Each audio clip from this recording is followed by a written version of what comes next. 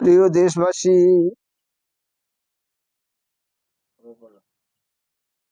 প্রিয় দেশবাসী, বন্ধুগণ, জাতি ধর্ম বর্ণ নির্বিশেষে শ্রেণীগতভাবে প্রত্যেকের প্রতি রইল আমার ভক্তি, ভালোবাসা ও স্নেহ শীষ। সবাইকে সম্মান জানিয়ে শুভ কামনা করে স্বাধীন ভারতের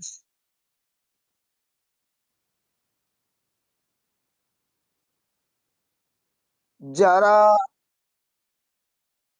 স্বাধীনতার জন্য প্রাণ দিয়েছিলেন,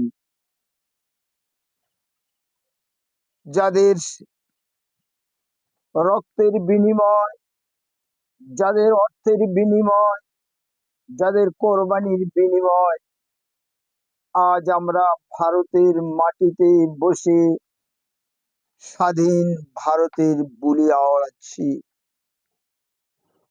সেই সমস্ত মুজাহিদিন মিল্লাত যারা সর্বভারতীয় সমন্বয়ের উন্নতির জন্য, সর্বজাতির জন্য, সর্বধর্মের জন্য সর্বময় চিন্তা ভাবনা নিয়ে যারা ইংরেজদের বিরুদ্ধে সংগ্রাম করেছিলেন, তাদের মধ্যে দৃষ্টান্তমূলক একজনের সংক্ষিপ্ত জীবনী ইতিহাস ভারতীয় জনগণের আমি ধরতে চাই।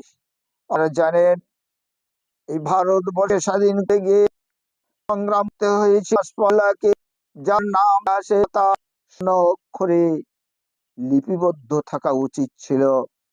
আশফাকুল্লাহকে যখন ইংরেজরা তাদের কারাগারে রুদ্ধ করে রাখলো, জিজ্ঞাসা করা হলো আশফাকুল্লাহকে, হে আশফাকুল্লাহ, তুমি কি জানো তুমি ভারতকে স্বাধীন করার জন্য ইংরেজদের সাথে লড়াই করার প্রস্তুতি নিয়ে ময়দানে ঝাঁপিয়ে পড়েছ? তার জন্য তুমি এখন বন্দী ইংরেজদের কারাগারে। বীর সন্তান আশফাকুল্লাহ গর্জে উঠে বলেছিলেন, ওরে বেঈমান ইংরেজ, আমি জানি আমি ভারত মায়ের সন্তান, আমি ভারতবাসী, আমি ভারতের নাগরিক। আমি জানি আমার দেশবাসী, আমার প্রতিবেশী, আমার বন্ধু বান্ধবদের উপরে ইংরেজদের যে অত্যাচার, অনাচার, দুর্বিচারে স্টিম রুলার চালিয়ে চলেছে, তা মুক্তির জন্য ইংরেজের বিরুদ্ধে আমি সংগ্রাম করতে এসে, ইংরেজদের বিরুদ্ধে যুদ্ধ করতে এসে আমি ইংরেজের কারাগারে রুদ্ধ হয়েছি। আমি জানি। কারারক্ষীরা আশফাকুল্লাহকে জিজ্ঞাসা করলেন, আশফাকুল্লাহ, তুমি কারাগারে আবদ্ধ। ইংরেজ ঘোষণা করেছে, ইংরেজ কোর্ট ঘোষণা করেছে তোমাকে ফাঁসি দিয়ে হত্যা করা হবে। তোমার জীবনের শেষ কামনা, বাসনা, চাহিদা কি আছে তা বলতে পারো। বীর পুরুষ আশফাকুল্লাহ গর্জে উঠে বলেছিলেন, ওরে বেঈমান ইংরেজ, আমি ইংরেজের কারাগারের রুদ্ধ থেকে ভারতকে মুক্তি করার মুক্তিপণ নিয়ে আমরা যে লড়াই নেমেছিলাম, আমার কোনো স্বাদ নেই, কোনো বাসনা নেই, কোনো কামনা নেই। কামনা আছে কেবলমাত্র বিদেশি কটা ইংরেজদের খুন পান করতে চাই। আমি আশফাকুল্লাহ, আমি ইংরেজদের খুন পান করতে চাই, এটাই আমার শেষ কামনা ও বাসনা। কারারক্ষীরা বললেন, আশফাকুল্লাহ, সংযত হয়ে কথা বলো, তুমি ইংরেজের কারাগারে রুদ্ধ, তুমি কারাবন্দী, একটু সমঝোতা হয়ে কথা বলো।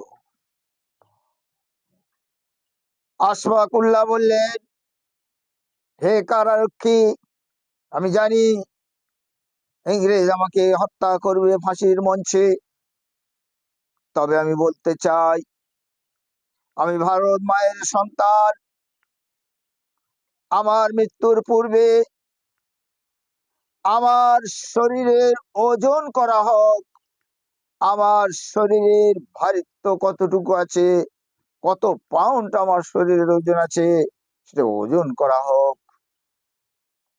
কারারক্ষীরা ওজন করলেন আশফাকুল্লাহর শরীরকে। দিন তারিখ নির্ধারিত সময়ে ফাঁসির মঞ্চে আশফাকুল্লাহকে নিয়ে যাওয়া হলো। আশফাকুল্লাহ ফাঁসির মঞ্চের সামনে দাঁড়িয়ে কারারক্ষীকে বললেন, হে কারারক্ষী বন্ধুরা, সেদিনে আমাকে ওজন করা হয়েছিল, আজ আমার মৃত্যুর ফাঁসির দড়ি গলায় দেওয়ার পূর্বে আমাকে ওজন করা হোক। আমার ওজন যদি কমে যায়, আমি আশফাকুল্লাহ কাপুরুষ, আমার ওজন যদি ঠিক থেকে থাকে, তাহলে আমি আশফাকুল্লাহ সুপুরুষ। আর আমার ওজন যদি বেড়ে গিয়ে থাকে, তাহলে আমি আশফাকুল্লাহ ভারতের জন্য, ভারতবাসীর জন্য আমি প্রাণ দেওয়ার উৎসর্গে আমার ওজন বেড়ে যাওয়ার কারণে বেড়ে গেছে, তাহলে আমি হব আশফাকুল্লাহ বীর পুরুষ। ওজন করা হোক। ওজন 5 পাউন্ড বেড়ে গেছে।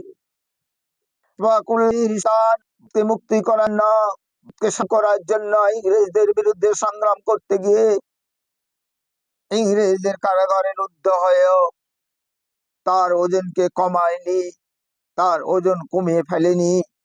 তাই মৃত্যুর মঞ্চে দাঁড়িয়ে আশফাকুল্লাহ ভারতের আম জনগণের দিকে লক্ষ্য করে ঘোষণা দিয়েছিলেন, হে আমার ভারতবাসী, হিন্দু মুসলিম জৈন ইসাই, হে আমার ভারতবাসী, আমি তোমাদেরকে এই কথা জানাতে চাই, আজ আমি ফাঁসির মঞ্চে হাসির সাথে আমার প্রাণ দিতে আমি প্রস্তুত। কেননা আমি আশফাকুল্লাহ, আমি ভারতকে স্বাধীন করার জন্য আমার শরীরকে আমি, আমার ওজনকে আমি কমিয়ে ফেলিনি। আমার ওজন যদি কম হয়ে যেত, তাহলে আমি ছিলাম আশফাকুল্লাহ কাপুরুষ। আমার ওজন যদি সমান থেকে থাকতো, তাহলে আমি হতাম আশফাকুল্লাহ সুপুরুষ। এখন আমার ওজন বেড়ে গেছে ভারত মুক্তির জন্য, ভারতের জনগণকে স্বাধীনতা দেওয়ার জন্য আমি আশফাকুল্লাহ বীর পুরুষ। তোমাদের জন্য, ভারতবাসীর জন্য আমার শরীরের টাটকা তাজা রক্তটুকু দিয়ে হাসি মুখে আমি মৃত্যুবরণ করলাম। হে ভারতবাসী, তোমরা সুখে থাকো, স্বচ্ছন্দে থাকো। অভিনন্দন জানিয়ে আশফাকুল্লাহ হাসির মঞ্চে প্রাণ দিলেন। তাদের ইতিহাস আজ লুপ্ত হলো, তাদের ইতিহাসকে আজ ভারতের সন্তানদের জানানো হলো না ভারতবাসীকে। তাই বলি বন্ধু, আর লুকোচুরি নয়, এ সত্য গোপন কেন, এ সত্য গোপন কেন? তাই ভারতবাসীর সামনে আমি আমার ক্ষুদ্র বক্তব্য তুলে ধরতে সক্ষম হলাম। আশা করি আপনারা এর গুরুত্ব দেবেন এবং চিন্তা ও ভাবনা মাথায় রাখবেন।